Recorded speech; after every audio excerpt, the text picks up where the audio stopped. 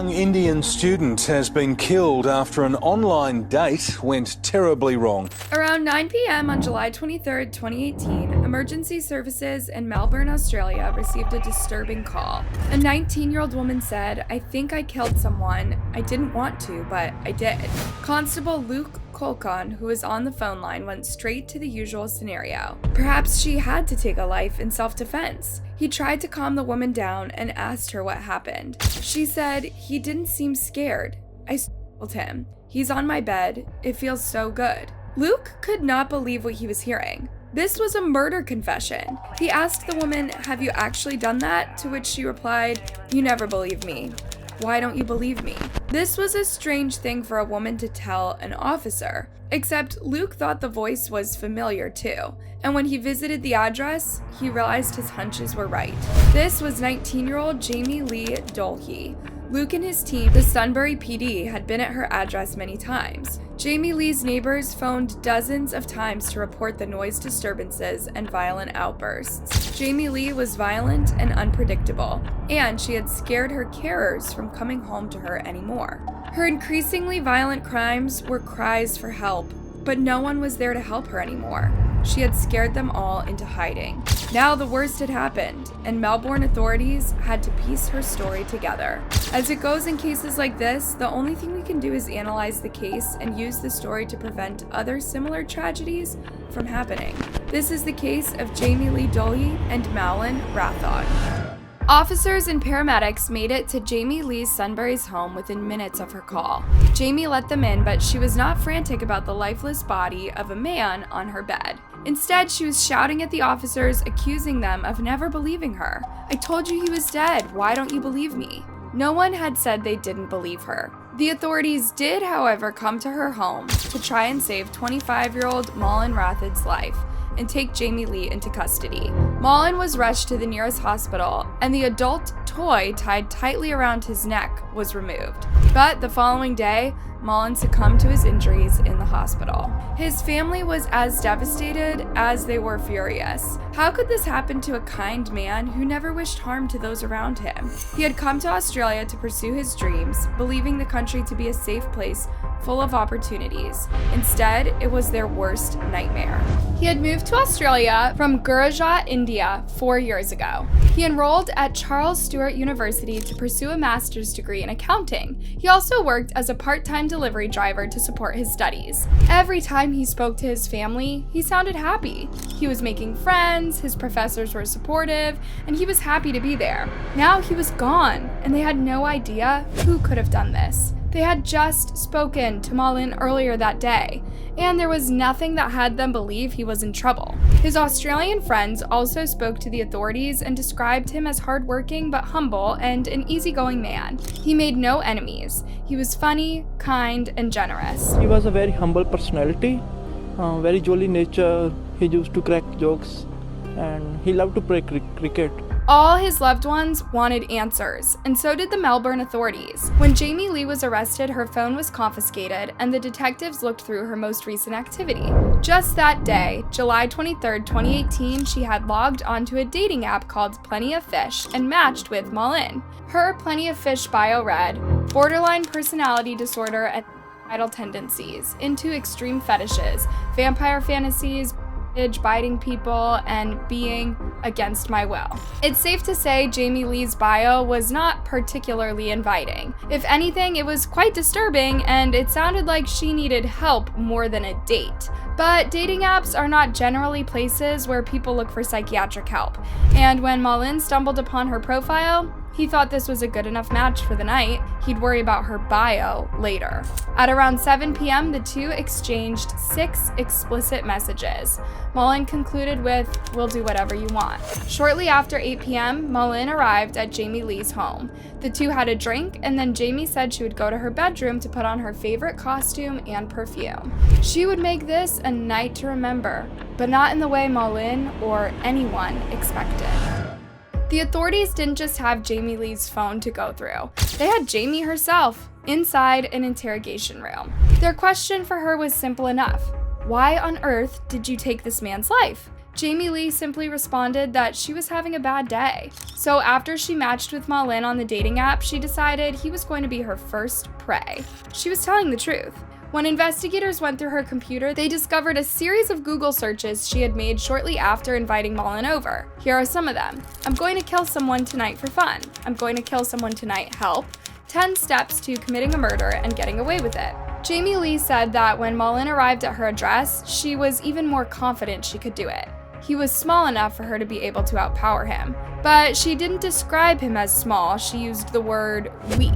Then Jamie Lee said she invited Ma Lin to a bit of role play. It was of course a ruse, and Jamie Lee was surprised at how easygoing he was. No matter how threatening her role play got, he would not say no. Jamie Lee was making it sound as though she tried to warn him, so it was his fault that he stayed. Of course, the detectives knew better than to believe this point of view. So when they pressed her for more details, she confessed she told Ma Lin that he could just tap her if he wanted it all to stop. However, she never planned on respecting that rule. And within seconds of her disturbing game, she strangled Ma Lin with a toy. While he tapped her desperately and tried to escape her grip, she whispered in his ear, "It'll be okay. It'll all be over." The detective clarified it one last time with Jamie when he asked her what was the intention. She simply replied, "Murder." A young Indian student has been killed after an online date went terribly wrong. The victim has been identified as Morlan Rathod, a 25-year-old accountant living here in Melbourne on a student visa. He died in Sunshine Hospital overnight after being found critically injured on Monday night. He'd gone to a house in Sunbury to visit a 19-year-old woman who lived alone at the address. The visit arranged through an internet dating site. The woman's home was a supported residential service, visited frequently by carers, and neighbours told me this afternoon that police too were frequent visitors to the address to quell noisy and sometimes violent disturbances there. Yeah, this is a twist that makes this case all the more tragic. For years, Jamie Lee Dolhe was a troublemaker with a really disturbed mind who needed all the help she could get. She had lived under the state's care since she was 10 years old, and until she turned 18, she had carers living with her 24/7. That is, when she wasn't in juvenile prison. Indeed, Jamie Lee had a criminal record since her early teens. Almost everything she did against the authorities' advice. Sadly, Jamie Lee's story is not unique. Children without a steady family, sent from one broken home to another, or kept in the foster system for years, have a higher tendency to end up with a criminal record. Foster children grow up in uncertainty. Some have a lingering feeling that their families abandoned them willingly. Willingly or not, this can cause lifelong abandonment anxieties. Also, the lack of a permanent home and foster care drift is deeply frustrating to a developing child who must find their identity without roots and stability. Finding one's identity as a teen or young adult happens much more easily when there's a stable base of security and self-confidence. Detachment and the destruction of the capacity for intimacy are not the only results of long stays in foster care. Frustration can lead to aggression. An unstable childhood generates a deep-seated and often subconscious anger. While childhood anger can be addressed and socialized in a proper setting, left untreated, it might flare up later on. And in Jamie Lee's case, it flared up bit by bit until her social carers did not know what to do. After her horrific crime made headlines everywhere, one of her carers described her as a shape-shifting demon girl. This would go hand in hand with what Jamie herself had told detectives inside the interrogation room. She said she had two sides, one nice, one bad, and they always lived together. Like in many other tragic true crime cases, the investigation revealed that as much as Jamie Lee was a monster, she was also failed by the system, which did not offer the help she had needed for so long. Several of her former carers confessed to being scared of her. She was unpredictable, manipulative, and even violent. She would go from 0 to 100 within the blink of an eye, and the carers felt unprepared to deal with her. Perhaps Jamie Lee was telling the truth in her Plenty of Fish bio.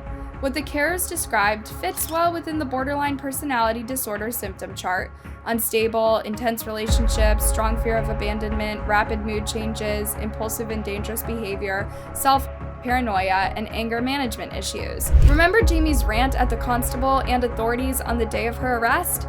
She would accuse them of not believing her. That was her problem, not that she had just taken an innocent life. What she said during her 000 call on July 23rd also confirmed this. Her state of mind was chaotic. She told the constable that she thought it felt good to take Mullen's life, but within the same minute, she said she did not want to be a killer. Supreme Court Justice Peter Almond would tell Jamie Lee he believes she took Mullen's life because, yet again, she felt she was not being taken seriously. That's because when she told Mullen about all the mean things she could do to him, he said it was all fine. It was role play after all. Jamie Lee posted a lot on social media. Some posts were just photos of herself with various filters or makeup, others were accompanied by text, and some of them were truly disturbing. Here's a post that Jamie Lee wrote about her childhood. Jamie Lee wrote on her social media that she had suffered all kinds of at the hands of her family. In a way, being sent to the foster system was a blessing. But the fact that her family abandoned her never stopped tormenting her.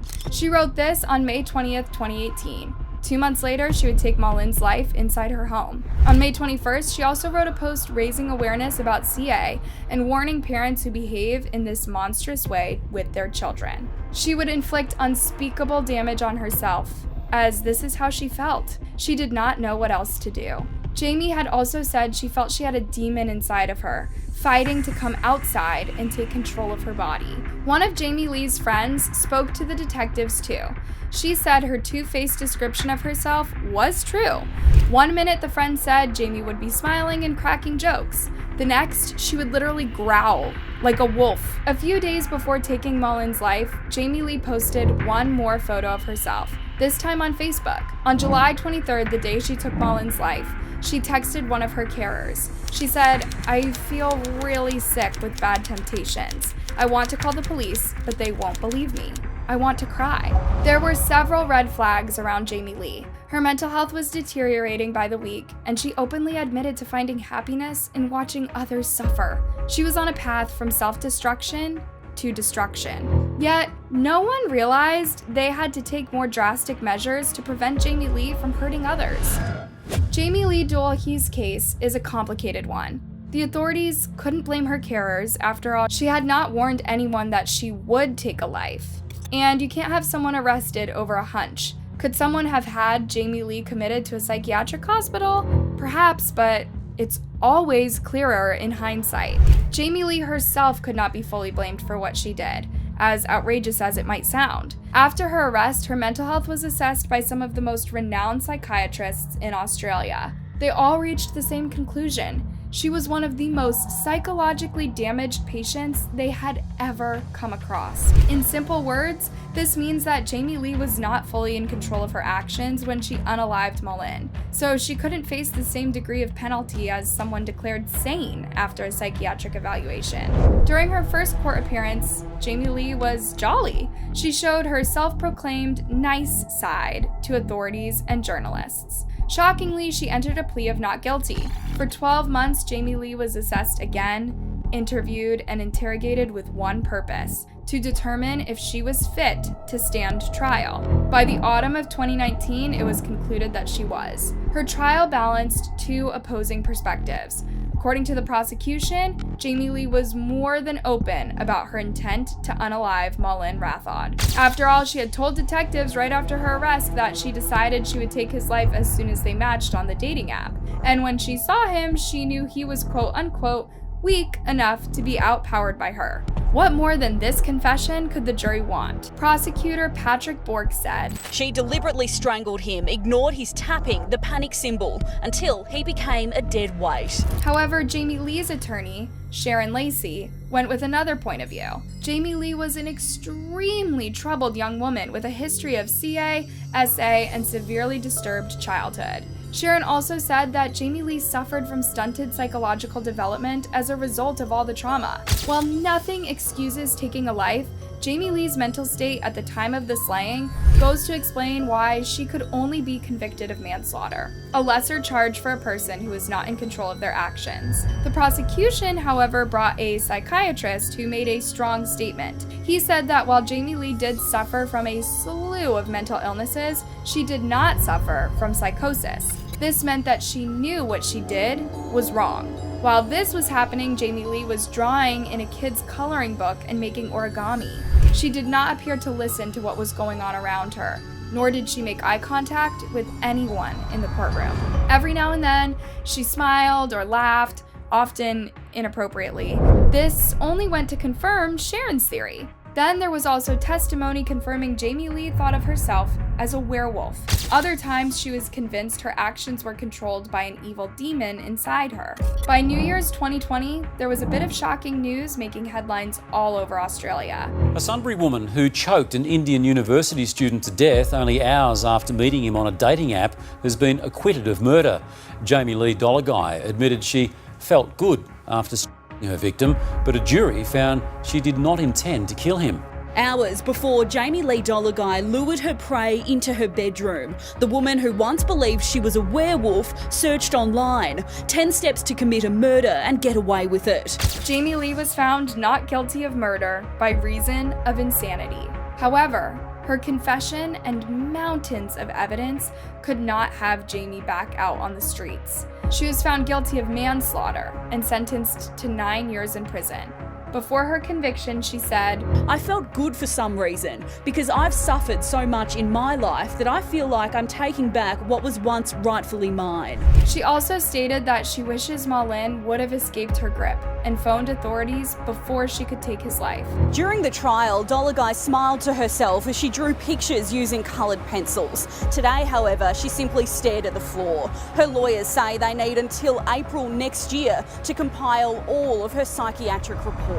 Judge Peter Almond told Jamie Lee, "You took the life of a young person who had done nothing to harm or provoke you. He was totally trusting and unsuspecting." Speaking of Ma Lin's parents, they could not afford to travel to Australia for the trial. Ma Lin was their only child, yet they could not do anything to save his life or push for a tougher punishment for Jamie Lee. Ma Lin's friends raised money to send his body over to Gujarat, where he was buried 12 days after his death. His family is still struggling to cope with the loss. It's a hole in their hearts that will never be filled. And the fact that Jamie Lee might spend just over 3 years in prison will haunt them just as much. Wait, what? Yeah, not only was she sentenced to only 9 years behind bars, but she can be out anytime now as a part of an early release program. Her parole was set as 5.5 years from her conviction in October 2020. However, as she had already spent 2 years in prison awaiting trial, as of April 2024, her parole date has already arrived. She could be out tomorrow. Even some of her former carers had advised the judge not to. They recommended that they keep Jamie Lee in prison for the rest of her life. In their eyes, she was simply too big a threat to other people to be let go. And the latest news confirms she is not rehabilitated. Jamie Lee Dolagai still has homicidal urges and she has threatened to kill another inmate. For now, she remains locked up in maximum security. This begs the question. With Jamie's history of mental illness and trauma, can she ever be rehabilitated? And when she is released from prison, what will the state do to ensure she is on a path to rehabilitation and those around her are safe? Hey, thanks for watching. How do you think Jamie Lee's case should be handled? What should states do to ensure the fair treatment of troubled individuals while bringing justice to their victims? Let me know your take on things in a comment. And before you leave, you know the drill. Like, subscribe, and hit that bell button. See you next time.